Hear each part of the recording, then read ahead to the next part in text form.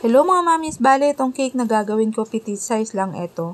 Pang-apat to sa cake na in-order ni customer na gagamitin lang pang pictorial or photo shoot.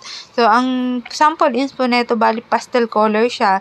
Ni-request niya lang na gawin kong matingkad yung kulay para kahit paano ay kitang-kita pag pinicturean. Then edible din tong ni-request niya dito. So kung mapapansin ninyo, ang kulay ng kulay, syempre kulay. Ang tingkad ng kulay niya, 'di ba? So ganyan lang ipapachi-pachi lang yung pag-apply mo, walang pattern na sinusundan. Though yung part pala na yan nasa taas, sinusundan ko din yung pinagayahan ko na una ko din mga ginawa. Madalas i-order sa akin yung pastel color na ganitong pachi-pachi lang. Nakakatuwa lang kasi madali lang siyang gawin. Yung sa gilid niya, hindi ko na sinusundan kung ano man yung mga nauna kong gawin. Basta ganyan, alternate lang yung kulay niya, 'di ba?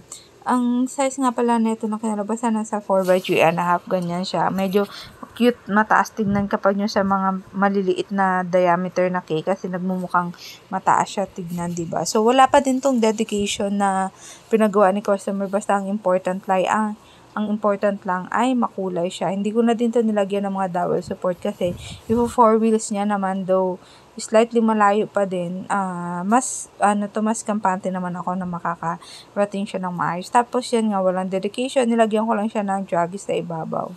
So, yun lang mga mamis, abangan ninyo yung pang-5 cake na in-order ni customer. So far, naihatid naman to siya ng maayos. So, yun lang mga mamis, salamat sa inyo, paalam. Ciao!